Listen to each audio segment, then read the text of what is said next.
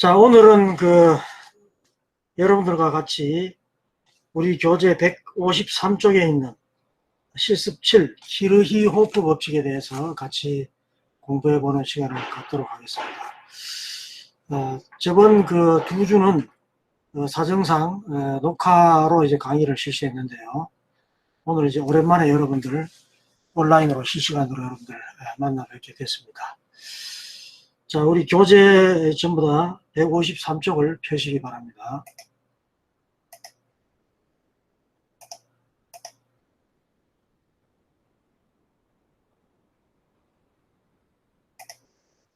자, 지금 이 화면 보이죠? 153쪽입니다. 53쪽. 강의를 하도록 하겠습니다. 잘 안 들리거나 문제가 있는 학생은 바로 이야기를 해주세요. 자, 오늘 여러분들과 같이 할 내용은요, 실습 7의 키르히호프 법칙입니다. 이미 내가 보니까 여러분들 회로 이론인가요? 그 과목에서 키르히호프 법칙을 간단하게 배우는 전기회로네요. 전기회로 과목에서 배운 것으로 알고 있습니다.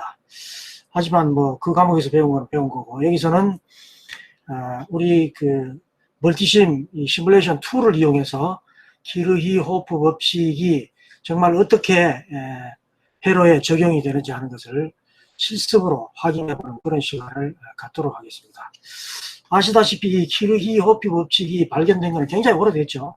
1847년이니까 얼마나 오래됐습니까? 상당히 오래됐는데, 그럼에도 불구하고 아직까지도 굉장히 옴의 법칙 다음으로 유명한 회로를 해석하는데 많이 쓰이는 그런 전기회로 해석 법칙입니다.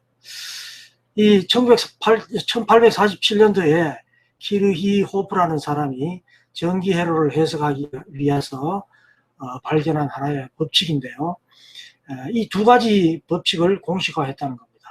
첫 번째는 회로에 어느 한 점이 있을 때 그 점을 중심으로 해서 들어가고 또는 나오는 전류들을 전부 다 합하면 이렇게 방향이 반대니까 들어가는 전류의 방향을 플러스라고 하고 그 점을 중심으로 나가는 방향의 전류를 마이너스라고 한다면 그 전류를 다 합한 것은 반드시 제로다, 이런 얘기입니다. 그래서 어느 점에서의 전류 값은 항상 제로가 되는 거죠. 들어오고 나가고 하는 것을 다 합했을 때 하는 얘기입니다. 그리고 여기 이제 제1법칙입니다. 키르히호프 제1법칙을 전류법칙이라고 얘기를 하죠. 두 번째로 또 유명한 법칙이 바로 어떤 단락된 경로에 인가된 전원 전압과 부하에 걸리는 전압 강하의 대수합은 동일하다 하는 건데, 키르히호프의 제2법칙입니다. 전압법칙인데요. 자세한 것은 뒤에 가서 또 설명을 하도록 하겠습니다. 자, 이 키르히호프 법칙은요, 우리 간단한 회로를 해석하는 데는 꼭 키르히호프 법칙이 없어도 옴의 법칙만 가지고도 충분히 해석이 가능하죠. 하지만 조금이라도 복잡한 회로가 있다면 옴의 법칙 가지고 그 회로를 해석하기는 그렇게 쉽지 않습니다. 그래서 좀 복잡한 그런 직렬이나 직병렬 회로를 해석하는데 키르히호프 법칙이 많이 쓰인다 하는 것입니다. 예를 들어서 전원도 하나 이상이고 또 부하도 수백 개, 이렇게 많은 부하를 포함하는 그런 회로를 해석하는 데는 반드시 키르히호프 법칙을, 반드시는 아니겠지만 키르히호프 법칙을 사용해야만 해석이 가능하다라는 것을 알고 계시면 좋을 것 같습니다. 자, 그러면 키르히호프의 제1법칙인 전류법칙이 어떤 것이냐 하는 것을 다시 한번 살펴보도록 하겠습니다. 자, 이런 절점을 중심으로 해서 전류가 들어가거나 나가는 이런 회로가 구성이 되어 있을 때 그 회로를 중심으로 해서 들어오는 전류의 합과, 여기서 들어오는 전류는 I1, I2, I4는 들어오는 거죠. 그 합과 또 나가는 전류는 I3와 I5로 나가는 거죠. 그것을 서로 합한 것은 방향을 이제 들어오는 걸 플러스라 하고 나가는 걸 마이너스라고 했을 때요. 그 반대로 부호를 붙여도 마찬가지입니다. 들어오는 걸 마이너스라고 하고 나가는 걸 플러스라고 해도 마찬가지죠. 어쨌든 그걸 전부 다 더하게 되면 결과값은 제로다 이런 얘기입니다. 그것을 수식으로 표현하면 이렇게 시그마로 i 이꼴은 제로부터 n까지 아니면 뭐 1부터 n까지 할 수도 있고요. 여기서는 i 이꼴은 1부터라고 하는 게 더 좋겠네요. i 1부터 있으니까요. 1부터 n까지 모든 전류를 다 더한 것은 서메이션 시그마죠. 시그마. 그것은 바로 제로다. 이렇게 우리가 수식으로 간단하게 나타낼 수가 있습니다. 자, 그런데 병렬회로라고 하는 것은요. 전류의 흐름을 위한 경로가 2개 이상인 회로를 말하죠. 즉 다시 말해서 병렬회로는 이런 회로잖아요. 이렇게 뭐 부하가 이렇게 하나가 있고 또 부하가 이렇게 하나가 있을 때 그죠? 이렇게 전류가 이쪽 방향으로 하나가 흘러 들어갔는데 그것이 각각 이렇게 가지가 있어서 둘 이상 경로가 i가 들어가면 이쪽은 i1이라고 하고 이쪽을 i2라고 한다면 그죠? 경로가 이렇게 갈라지게 되죠. 둘 이상이. 그랬다가 다시 이쪽으로 합해져서 다시 i1과 i2가 합해져서 이렇게 나올 겁니다. 그죠? 어쨌든 이런 병렬회로라는 것은 전류의 흐름을 위한 경로가 2개 이상인 2개 또는 3개, 4개, 5개 될 수 있겠죠. 그런 회로를 병렬회로라고 하는데 그래서 이런 병렬회로는 이렇게 공통점이 여기도 있고 지금 이런 경우도 여기도 있죠. 이렇게 두 각각의 요소는 2개의 공통점이 있는 경우 이것을 바로 병렬이라 이렇게 얘기를 합니다. 그래서 병렬회로는 전압 전원 공급 장치에 병렬로 2개 이상의 구성 요소를 서로 연결한다 하는 것입니다. 각 구성 요소는 이렇게 저항 R1과 R2가 있다면 각각의 구성 요소에는 동일한 연결 지점 이렇게 여기도 있고 여기도 있죠. 그것이 있기 때문에 각 구성 요소에 걸리는 전압은 그래서 이런 병렬로 연결됐을 때는 여기에 걸리는 전압을 V1이라고 하고 여기를 V2라고 했을 때 V1과 V2가 같아지는 거죠. 동일하다는 것을 우리가 이미 앞에서 다 배웠습니다.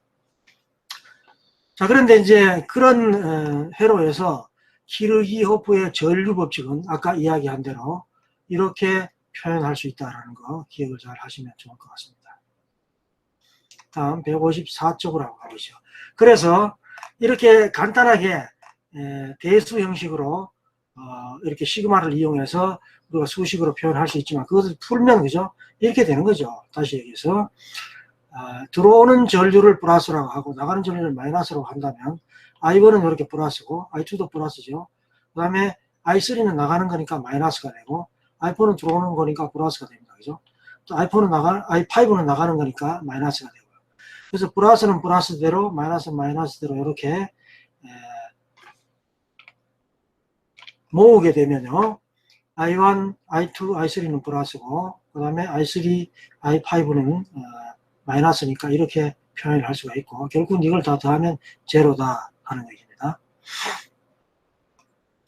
자, 그러면 아래의 이런 회로를 해석할 때 키르히호프 제1법칙, 전류법칙을 적용해서 어떻게 사용할 수 있는지 하는 것을 한번 살펴보도록 하겠습니다. 이것은 이제 직병렬회로죠. 간단한 R1 저항과 그리고 R2, R3가 2개의 병렬로 연결된 이 저항과 R1이 서로 직렬로 연결된 이 병렬회로와 직렬회로가 연결된 하나의 직병렬회로입니다. 그죠? 거기에 10V 전원 전압이 공급되고 있죠. 자, 여기서 이제 전류가 쭉 출발을 할 거고요. 여기서 이렇게 이제 흘러갈 겁니다. 플러스 전원에서 가서 아까 본 대로 이쪽 방향으로 가는 게 있을 거고 이쪽 방향으로 가는 게 있을 겁니다. 그죠? 이쪽 방향으로 가는 것을 I2라고 하고 이쪽 방향으로 내려가는 것을 I3라고 하고 여기 저항 R1을 흐르는 전류를 I1이라고 한다면 이 I2 플러스 I3가 바로 I1이 되겠죠. 네. 그 다음에 이것이 다시 모아져서 IT로 이렇게 나가겠죠. 결국은 이게 바로 키르히호프 제1법칙입니다. 이 한 절정을 중심으로 해서 들어오는 전류를 I1이라고 하고 나가는 전류를 I2와 I3라고 한다면 이 절정을 중심으로 해서 들어오는 전류와 나가는 전류 모두를 다 더한 것은 제로다 이런 겁니다.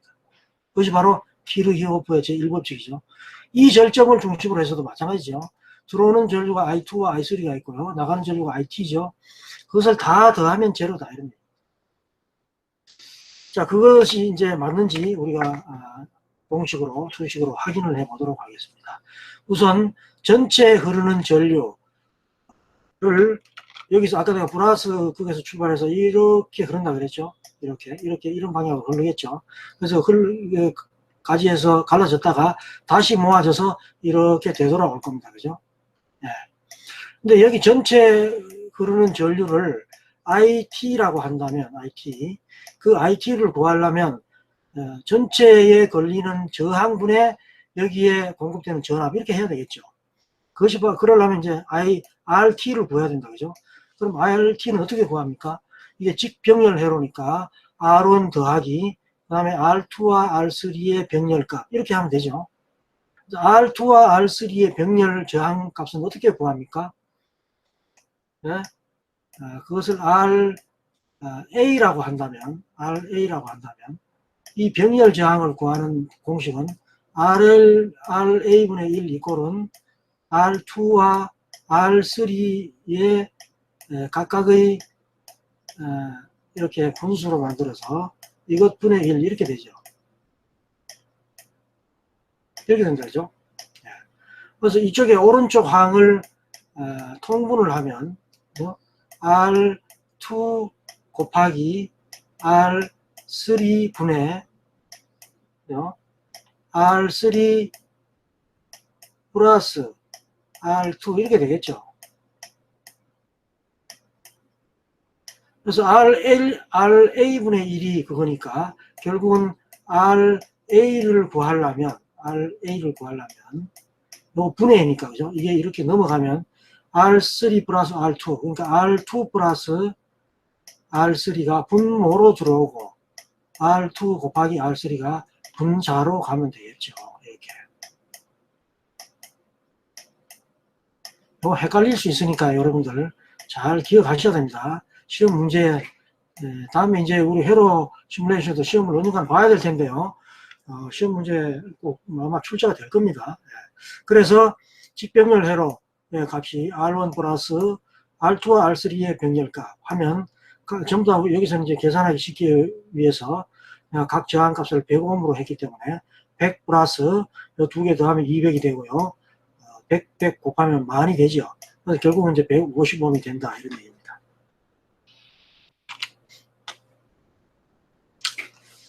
그래서 총 전류 값은 여기 IT는 결국은 여기 이 회로선 I1과 같죠. 그래서 IT는 I1과 같이 되는 거고 그것은 총 저항분의 전압으로 구할 수 있기 때문에 총 저항값이 아까 여기서 150옴을 구했죠. 150분의 10 하니까 66.7mA가 이렇게 나옵니다. 그죠? 자, 그런데 여기서 IT가 이제 66.7인데 IT나 I1이나 같다 그랬죠. 근데 66.7mA가 이렇게 들어와서 다시 반반씩 이 100옴 100옴 같기 때문에 반반씩 갈라져서 I2와 I3로 이렇게 흘러 들어가겠죠.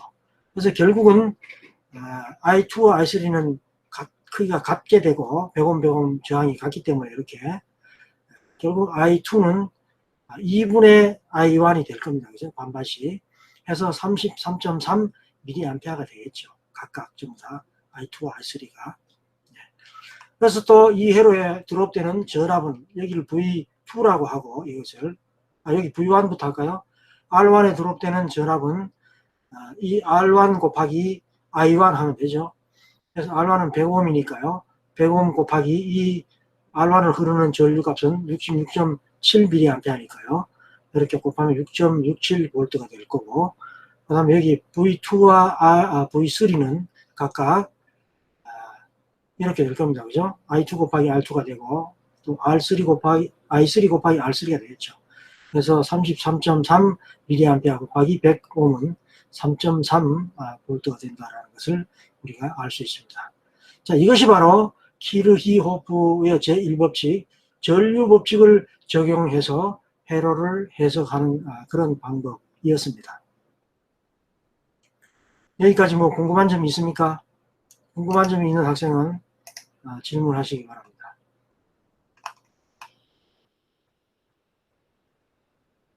뭐 질문이 특별하게 없는 것 같으니까 계속해서 진행을 하도록 하겠습니다.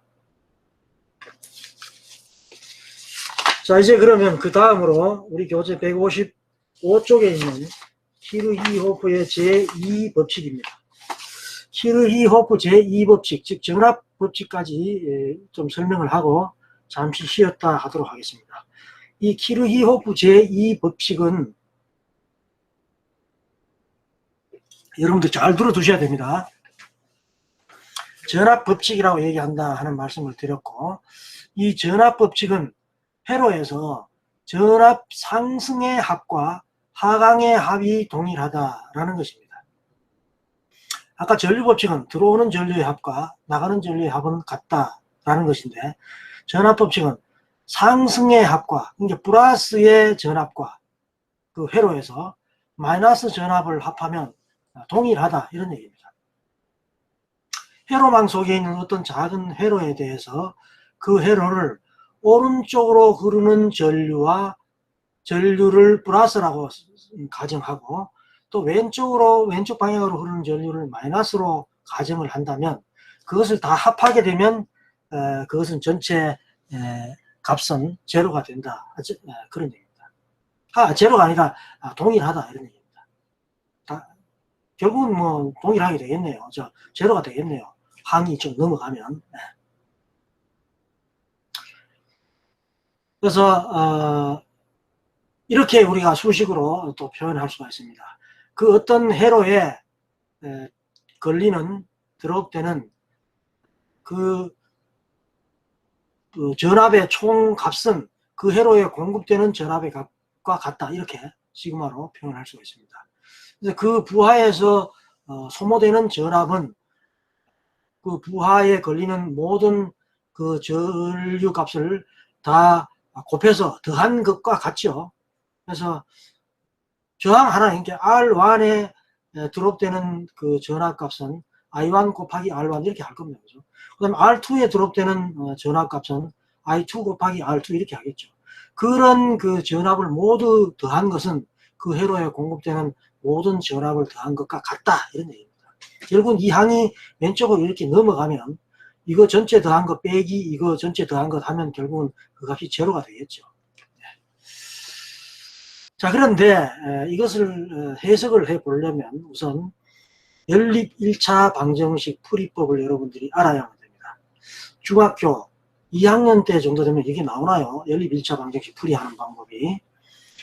크레머의 법칙이라고 하는데 잘 들어두시기 바랍니다. 뭐 이미 여러분들 오래전에 배운 거니까 뭐 잊어먹은 학생도 있고 뭐 거의 그렇겠죠. 잊어먹었더라도 뭐 그래 어려운 게 아니니까요. 지금 내가 설명하는 내용을 잘 들어두시면 됩니다.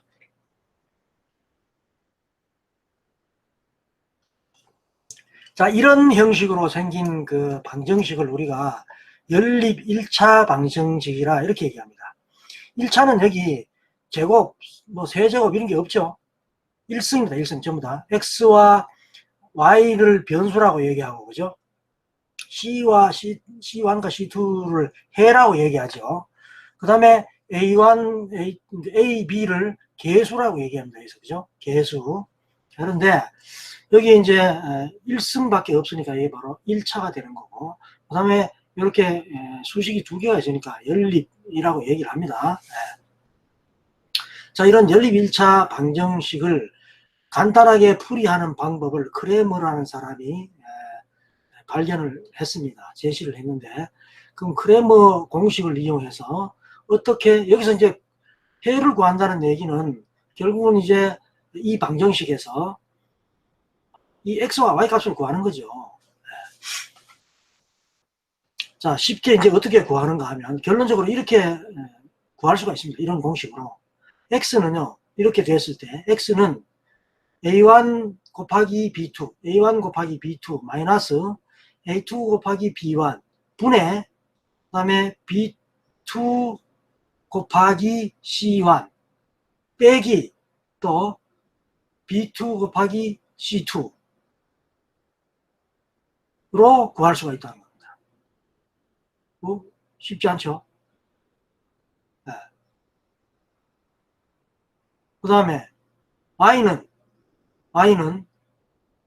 밑에 분모는 같습니다. 분모는 A1 곱하기 B2 빼기 A2 곱하기 B1 분의 그 다음에 A1 곱하기 C1, C2 그 다음에 A2 곱하기 C1 이게 분자로 들어간다 이런 얘기입니다.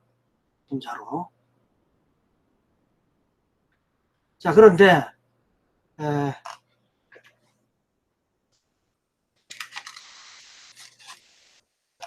자, 여기서 자, 결론적으로 이렇다는 얘기인데 그럼 이걸 여러분들 뭐 외울 수 있겠어요? 쉽지 않죠. 네. 자, 그러면 여기서 이걸 간단하게 여기 죄송합니다. 요거 잘못됐네. 좀 이상해서 그런데 여기 B2가 아니고 B1입니다. 이게 B1 여기 B1이 돼야 됩니다. 미스프린터네요. B1입니다. 아이고 어떻게 이렇게. 자, 여기서 우리가 이런 연립 1차 방정식에서 요거 앞에 X와 Y 앞에 붙어 있는 A1, B1, A2, B2를 계수라고 얘기한다 그랬죠. 그것을 딱 드러내 가지고 요렇게 D라고 한다면 그게 이렇게 행렬식으로 이렇게 표현할 수가 있는데요. 계수만 떼어넣어서 A1, B1, A2, B2가 이런 거죠. 요것만 떼는 거죠. A1, B1, A2, B2 이렇게 되는 거죠. 이렇게 적을 수가 있습니다.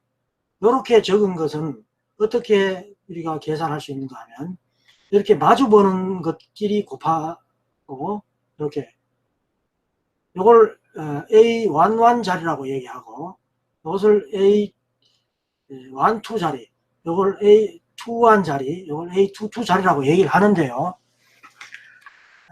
11 자리에 있는 것과 22 자리에 있는 것 서로 대각선으로 마주보는 것 곱하기 이렇게 했죠. 빼기 그 다음에 이쪽으로 마주보는 것 A2 곱하기 B1 한 것으로 이렇게 표현할 수가 있습니다. 이렇게 표현한 것은 이렇게 풀이할 수 있다는 거예요. 단 여기서 이렇게 계산했을 때 이 값이 제로가 나오지 않아야만 됩니다. 왜냐하면 이렇게 풀이한 게 이렇게 분모로 들어갈 것이기 때문에 분모가 제로가 되면 이 해를 여기 값을 구할 수가 없죠. 네. 그래서 이렇게 표시할 수가 있고 그 다음에 D와는요. D와는 각각 여기 있는 것들을 빼낸 것입니다. 잠깐만요. 지금 이렇게 하는 게 좀 잘 안 보이는데 이것을 밑으로 빼와서 여기서 갖다 놓고 보고 하면서 설명을 하도록 하겠습니다. 네.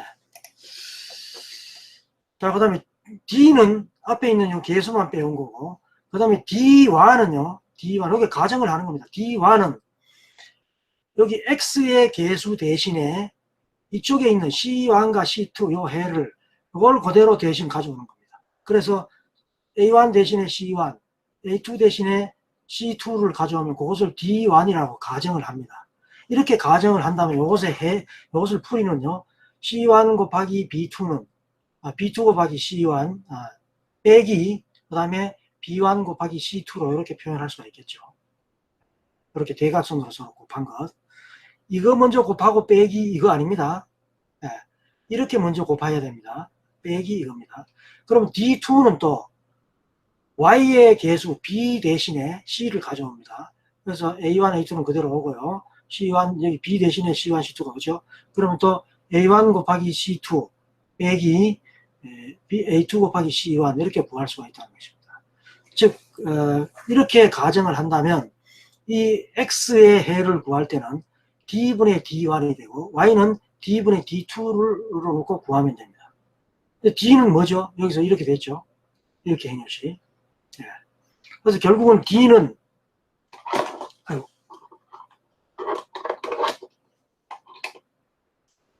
D는 이제 D분의 D1이 되는데 이렇게 표현할 수가 있겠죠. D분의 D1이 되는데 D는 우리가 여기 A1, B1 그리고 A2, B2라고 얘기했고요. 그 다음에 D1은 이걸 그대로 하면 되죠. C1, C2 아이고 이 글씨가 좀 옳잖아서 미안합니다. B1, B2 이렇게 되는 거죠. 그래서 결국은 이걸 풀이하면 이 위에 있는 공식대로 이렇게 될 겁니다. 그죠? D는 A1, B2 빼기 A2, B1이 되고 그럼 D1은 여기 있는 대로 B2, C1 빼기 B1, C2가 될 겁니다. 이런 식으로 구할 수 있다는 거고 Y 또한 마찬가지죠. 똑같습니다. D분의 D2가 돼서 이렇게 구할 수 있다는 겁니다.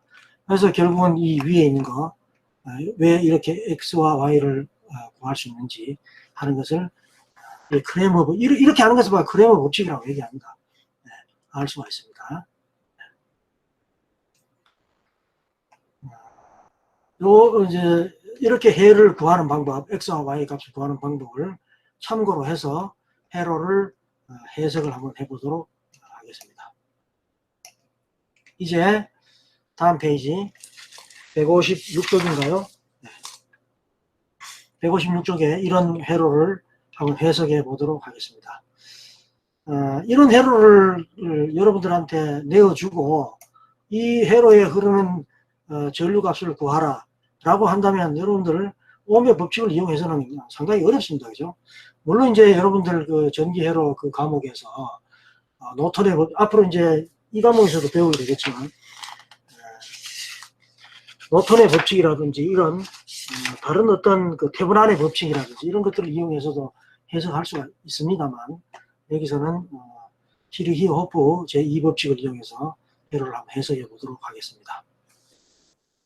자, 여기서 망전류법을 이용해서 지로 전류를 한번 계산해 보도록 하라라는 건데, 자, 이런 회로가 있을 때 지금 이 회로는 폐회로가 하나, 두 개인 경우입니다.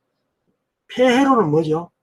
이 전원 전압 플러스에서 전류가 출발해서 마이너스로 이렇게 흘러 들어갈 수 있으면 그것이 바로 폐회로죠. 근데 이쪽 왼쪽 회로도 플러스에서 이렇게 흘러서 마이너스 쪽으로 이렇게 갈 수가 있고 그걸 IA라고 얘기하고 전류. 그 다음에 이쪽 회로도 이게 이제 플러스가 이쪽에 있죠. 그러니까 얘는 이쪽으로 이렇게 흐를 겁니다. 그죠? 전류가 실제로는 이렇게 흐를 겁니다. 이렇게 I2 이렇게 적어놨죠. 이렇게 흘러서 이렇게 들어갈 겁니다. 그죠? 예. 근데 어쨌든 이것도 폐회로죠. 그런데 우리는 이 회로에서 왼쪽 이 폐회로를 흐르는 전류 IA라고 하고 오른쪽에 이 흐르는 폐회로에 흐르는 전류를 실제로는 이렇게 흐르겠지만 우리는 똑같이 오른쪽으로 이렇게 흐른다고 가정을 하겠습니다. 그것을 IB라고 하겠습니다. 오른쪽으로 이렇게 흐른다고 가정하고 똑같습니다. 왼쪽으로 이렇게 흐른다고 가정을 하는 것이나 그래서 이 경우에 각 지로에 흐르는 전류 I1, I2, I3 이런 것들을 한번 구해 보도록 그렇게 하겠습니다. 자, 이 회로에서 우리가 제2 1법칙과 2법칙을 적용하게 되면 이렇습니다. 자, 일단 폐회로 안에서요 이렇게 구할 수 있어요. 이 회로에 드롭 걸리는 소모되는 저항에 소모되는 부하에 소모되는 모든 전압의 합은 그 회로에 공급되는 전원 전압의 값과 같다. 그것이 바로 제2법칙이죠. 자, 폐회로 안에서 여기에 부하에서 소모되는 전압 값은 이렇게 구할 수 있죠. 우선 저항 R1에 소모되는 전압 값은 R1 곱하기 이 회로에 흐르는 전류 우리가 IA라고 가정을 했기 때문에 이렇게 R1 곱하기 IA라고 할 수가 있겠죠. 이렇게 할 수가 있겠죠. 더하기 그 다음에 또 이 폐회로 안에 드롭되는 강화되는 그런 부하가 어디 있습니까? R1과 R3가 있죠. 그래서 R3의 입장으로 보면 이 IA라는 전류가 이런 아래쪽으로 흐르는 이런 방향으로 흘러갈 겁니다. IA가 그죠? 이렇게 흐르니까. 그런데 R3를 흐르는 전류는 IA만 있는 것이 아니라 우리가 이쪽에 폐회로 2를 IB라고 가정을 했기 때문에 IB는 이렇게 흐른다고 지금 가정을 했죠. 그래서 R3의 입장으로 보면 이런 방향으로 IA가 흐를 겁니다. 그럼 IB가 흐르겠죠. IA는 R3의 입장으로 보면 내려가는 방향이고, 그 다음에 IB는 R3의 입장으로 보면 올라가는 방향이고, 방향이 반대죠. 그래서 폐회로 완의 공식을 구할 때는 이거 반드시 기억해야 됩니다. 이 전류의 방향을 R3의 입장으로는 IA가 플러스가 되고요. IA가 기준이 되는 거니까 폐회로 완에서는 그때 IB는 마이너스가 됩니다. 방향이 반대이기 때문에. 그래서 R1 곱하기 IA 플러스 R3를 중심으로 해서 IA와 방향이 반대인 IB 두 개를 더한 것을 서로 곱해준 것은 이 폐회로 완에 공급되는 전압이 E완 하나가 있죠. 그래서 E완 이렇게 둘 수가 있다는 겁니다. 제2법칙이 바로 이런 거였죠. 그 다음 폐회로 2를 보면 이렇습니다. 자, 폐회로 2, R2의 입장으로 보면 여기에 강화되는 전압의 값은 R2 곱하기 IB가 되겠죠. 바로 여기 있죠. R2 곱하기 IB. 그 다음에 또 IB가 이렇게 흘러갈 겁니다. 그죠? 그럼 R3의 입장으로 볼 때 폐회로 2를 기준으로 합니다. IB는 플러스고 IA는 마이너스가 되겠죠. 반대죠. 그래서 IB는 플러스고 IB는 이렇게 마이너스 이렇게 될 겁니다. 그래서 R3가 공통이기 때문에 밖으로 묶으면 이렇게 되겠죠. 즉 그것은 이 회로에 공급되는 전압이 E2이기 때문에 E2 이렇게 쓰는데요. 이때 이거 조심해야 됩니다. 우리가 IB가 이렇게 오른쪽으로 이렇게 흐른다고 가정을 했죠. 그래서 전압으로 볼 때 이거 잘 기억하셔야 돼요. 전압으로 볼 때 IB는 플러스를 통과해서 마이너스로 이렇게 갑니다. 그런 방향이죠. 근데 이쪽은 어떻게 됐어요? 이쪽은 IA는 여기서 이렇게 흐르는 거니까 마이너스 전원을 통과해서 플러스 전원 방향으로 이렇게 가고 있죠. IA가. 그럴 때는 이쪽에 쓸 때 E1을 플러스로 하고 이것은 반대죠. 플러스를 통과해서 마이너스 쪽으로 가고 있죠. IB가. 그때는 부호를 마이너스 이렇게 붙입니다. 요거 부호를 잘못 붙이게 되면 완전히 다른 답이 나오게 됩니다. 풀이가. 그렇겠죠. 아주 조심해야 됩니다. 기억을 잘 하셔야 돼요.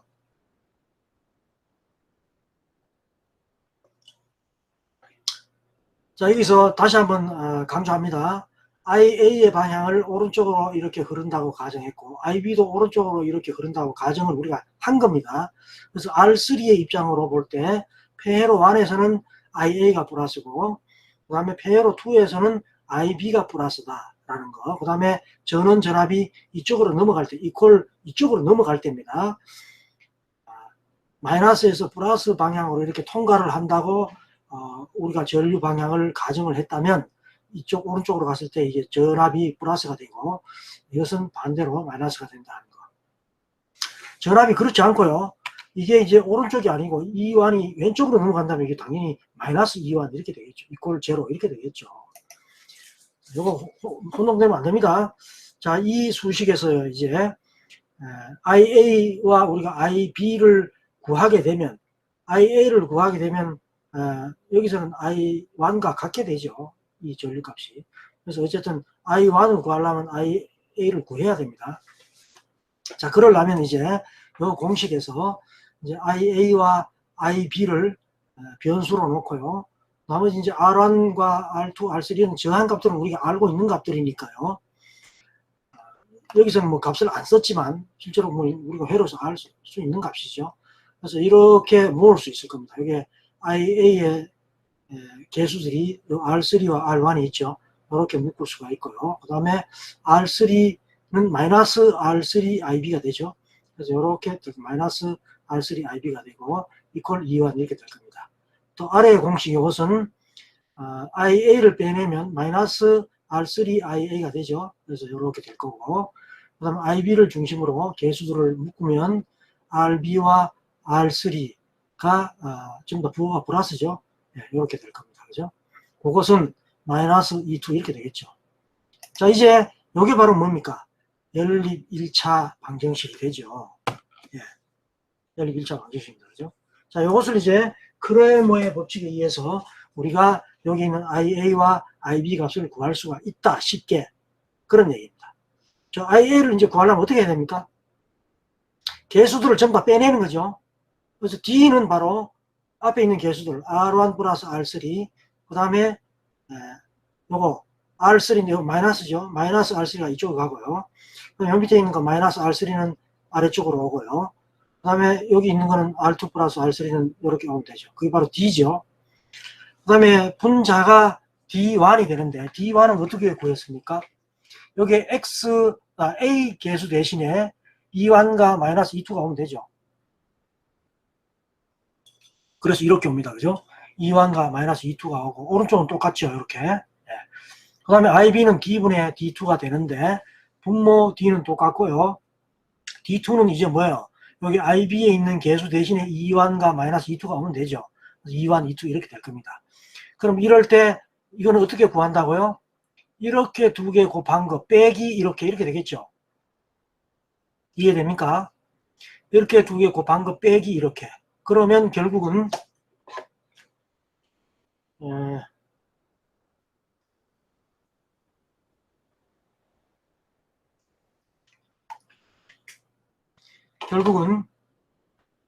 이렇게 두 개 곱하면요. R1 플러스 R3 곱하기 가로 열고 닫고 여기 지금 실수가 적어볼까요? R1 플러스 R3 하고 곱하기 R2 플러스 R3 요거 한 거.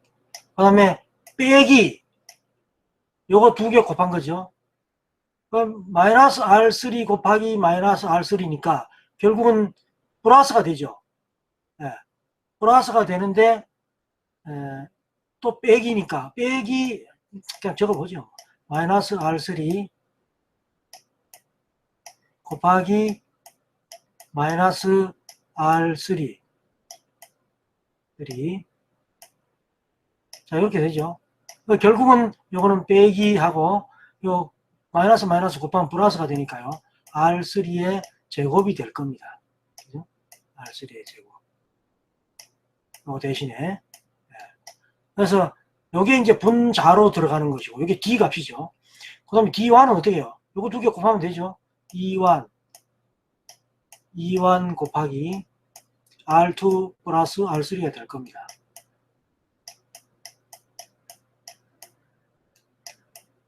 될 거고 그 다음에 빼기 또 요거 곱하기 요거죠. 근데 요것도 마이너스 끼니까 결국은 부호가 플러스가 될 거고 빼기는 원래 있는 거고 그래서 R3 E2 이렇게 될 겁니다. 이게 뭐라고요? IA 값이 된다 이거죠. 자 그런데 여기서 우리가 R1을 12옴 R3를 3옴 R2를 그 다음에 R3는 6옴 E1을 84V E2를 25V라고 가정을 한다면 이제 이 수식에서 회로만에서 아까 여기에서 R1, R3 그 다음에 이 각각 R2 값, 그 다음에 E1과 E2에 이렇게 가정을 한 값을 이렇게 대입을 한다면 이런 공식으로 만들 수 있겠죠. 이렇게. 이것은 이제 행렬식으로 풀이를 하면 이렇습니다. 이렇게 만들 수가 있겠죠. 여기서 이런 식으로 이제 만들어진 공식에서 IA 길이 모으고요. IA 길이 모으면 어떻게 돼요? 6과 12 더하니까 18이 되죠. 그 다음에 B는 마이너스 6B가 되죠. 그것은 84 이렇게 될 거고 그 다음에 여기서도 마이너스 6IA가 될 거고 이렇게 그 다음에 IB는 3과 6을 모으면은 9IB가 되겠죠. 그리고 마이너스 21 이렇게 될 겁니다. 그죠? 이것을 행렬식으로 크레머 법칙에 의해서 구하면 그죠? IA는 D분의 D1이 되죠. 그래서 18 마이너스 6, 마이너스 6, 9가 그대로 분모로 들어오고 여기 D가 되는 거고, D1은 18과 마이너스 6 대신에 84와 마이너스 21이 들어오면 되죠. 그래서 이걸 구하려면 이제 요거 2개 곱한 것 빼기 이거 2개 곱한 것이죠. 그래서 126분에 이것도 구하면 630이 되고요. 결국은 5A가 된다는 것입니다. 그 다음에 IB도 똑같이 분모는 같고요. D2는 마이너스 6과 9 대신에 84와 21이 이렇게 들어오면 되죠. 그래서 이것도 분자가 이거 곱하기 2개 곱한 거 18 곱하기 마이너스 21 빼기 6, 마이너스 6 곱하기 84니까 플러스가 되겠다. 그죠? 그래서 구하면 어쨌든 126이 되고 결국은 1A가 된다. 이런 얘기입니다. 그래서 여기서 IA는 5A, IB는 바로 1A가 되는데, 자, 이제 그 회로가 이거죠. 이 회로에서 결국은 이 I1은 우리가 IA를 이렇게 간다고 가정했기 때문에 여기서는 IA와 I1 값이 같게 되죠. 그래서 I1은 IA가 5A니까 그대로 5를 가져오는 거고, 같은 거고. 그 다음에 I2는 어떻게 돼요? 우리가 IB를 이렇게 오른쪽으로 흐른다고 가정을 했는데, 실제로 I2는 이게 이제 플러스가 여기기 때문에, E2가 이렇게 흐를 수밖에 없죠. 이렇게. 이 방향으로 흐를 수밖에 없을 겁니다. 그러면 I2는 IB와 방향이 반대가 되겠죠. 반대로. 그래서 I2는 우리가 1A로 구했기 때문에 IB를, 그래서 I2는 IB와 방향이 반대라서 마이너스 1A가 될 겁니다. 그 다음에 I3는요. I3는 I1이 이렇게 흘러 들어가고 I2가 이렇게 흘러 들어가면 거의 두 개가 합해져서 I3가 되겠죠. 이건 키르히호프 제1법칙에 의해서 이렇게 합쳐진다는 걸 우리가 알 수가 있었죠. 그래서 I3는 위에서 구한 I1과 I2를 더해주면 될 겁니다. 그래서 5V 더하기 마이너스 1 하니까 결국은 플러스 4A가 나온다. 이렇게 이제 우리가 이 회로를 해석을 할 수 있다는 겁니다.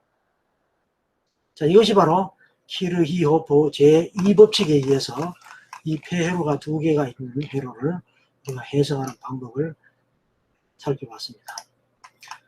자, 지금까지 설명한 내용 이해가 잘 안 되는 학생이 있으면 질문하시기 바랍니다.